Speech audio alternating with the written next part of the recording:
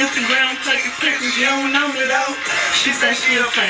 Hey y'all, this is All of Destiny. So the last time you all saw my real hair, we did this cute curly puff pineapple updo on my transitioning hair. If you all missed that video, I'll have a link down below.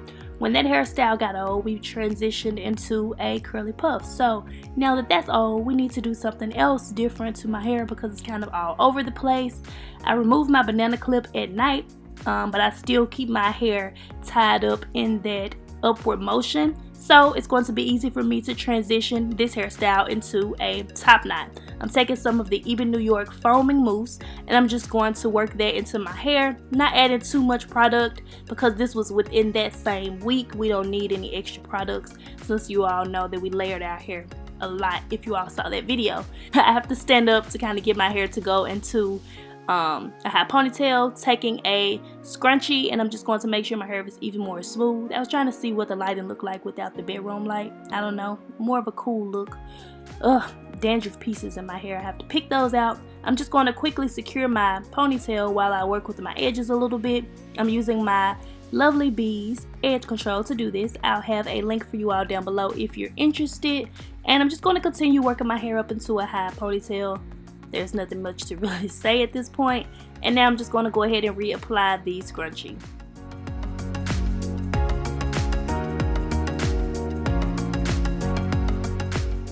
Okay, so now that I have my hair secured, there's one of two ways you can secure your own hair. You can just twist it around and apply a rubber band, or you can two-strand twist your ponytail section and then just wrap it around that way. So once you decide on one of those two ways, next up we're going to go ahead and add in some hair. So I'm just grabbing out this old bag. This is full of old wigs, like some of the first wigs that I've made and all of that, and I'm just looking for a few track pieces. I also want to decide, I've been brainstorming what I could do fun with those old wigs. We'll figure something out, stay tuned.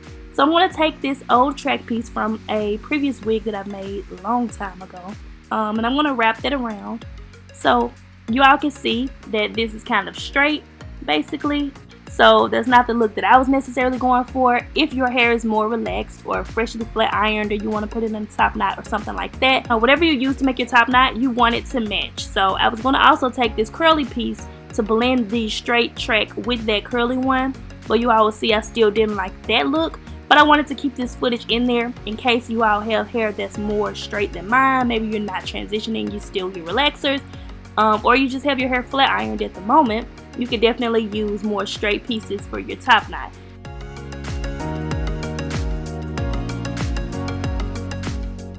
So I'm just going to go ahead and brush that out. This voiceover is pointless. Y'all can kind of just watch and see what I'm doing.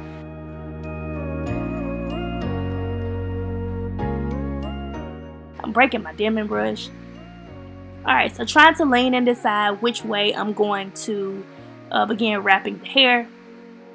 It's kind of self-explanatory. I'm just also making sure that I don't let my hair, you know, reveal itself underneath, because that would not be a good look. You want it to look like it's your hair.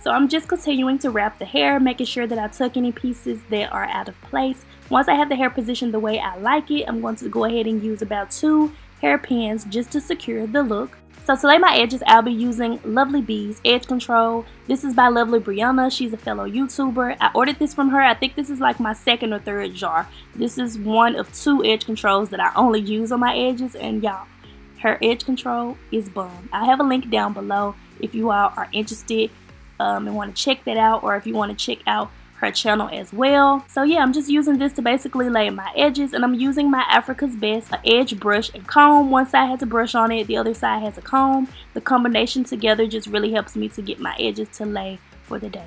Oh, that rhymes. Ooh. I do have a video here on my channel showing you all how I lay and slay my edges. I'll leave that video link in my description box down below and in the cards. Now I'm going to take these wrap strips that I purchased from the beauty supply store to help lay my edges further. Okay, so I'm actually not feeling this part. It is too silky for my own hair to have texture in it, but I'm not going to trash that part because yeah, it's a whole process. I need something with more texture as far as the extra pieces of hair goes. Where is the hairpin? Let's see what else I can find. I'm thinking I'm gonna have to use, that's still too straight. Hold on. Oops, they're falling out. I'm just grabbing these boxes from out of my closet, so none of this stuff is like freshly washed or anything, but I think that'll help to look more like my hair if anything. Yeah, this clip-in will do. Oh wait. Gotta pin my hair down first, I forgot. Okay guys, so I found this curly clip-in. This is from Betterlength. This video is not sponsored. I'm going to go ahead and wrap this piece around. I didn't really comb through or like wet this curly clip in because wetting it would really bring out the curls and not make it blend with my hair texture too much. So grabbing it out of the box, knowing that it kind of needed to be washed, definitely gave me the look that I was going for. Okay. I want to keep this kind of messy looking because the texture in it will help me. I can't have like super silky hair up top and then hair that's not so silky in the ponytail portion. I'm just gently combing through the hair with a shower comb. This is going to fluff it out even more. And you all also notice I didn't use like a full bundle to do this. You can just use any leftover hair that you may have to get a look similar to this. Combing it out definitely helped it to blend with my frizzy transitioning hair. That's what we want. There we go. Now it matches because it's messy. It's not super silky, so that it matches the texture in my hair. That's what we want. I'm gonna just touch up the pieces where my hair kind of is short and not wanting to lay down. That's what we want. Now it's messy. Now it looks believable. Why are you focused on that area? Focus on me. Focus. Baby, can you? Baby, can you focus on me, Do we like the edge? And I keep looking at you. You're stuck in your zone.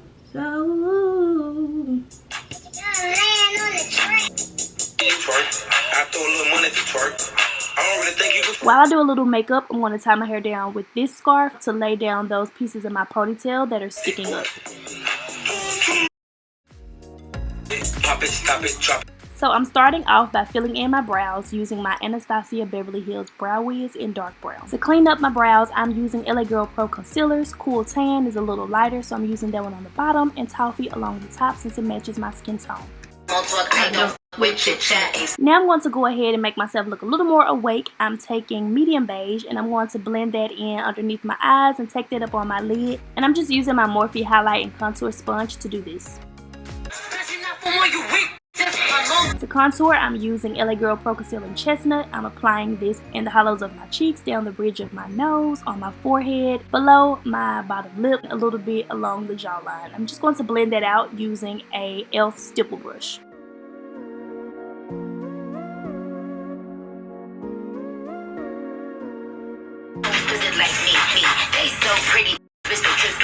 Now that everything is blended together, I'm using my Sacha Buttercup setting powder to go ahead and set the lighter areas of my face. So everywhere we put light concealer, we're going to set with the setting powder. And I let this sit only for a little bit just to kind of give me a guideline for where I need to apply my contour. Now I'm taking this little angle brush, not sure where it's from, it was a gift, and I'm just going to use the same shade that I used to contour to bring out the eyes, that way we can skip eyeshadow. I considered doing a lit playlist get ready with me. That's why I have random bits of music playing in this video, just to still give it a little bit of personality without cutting out all of the fun clips. And of course my favorite key for my brows, mascara on top.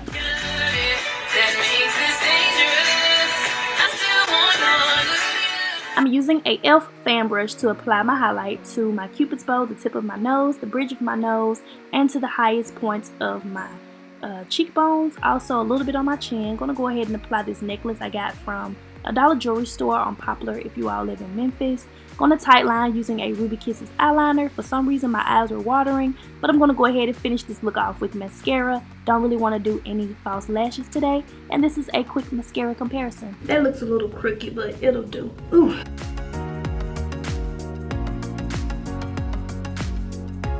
This is my top knot, guys. Let's get in on it. Let's get in on it. I might touch my edges up some more, but this is what we have.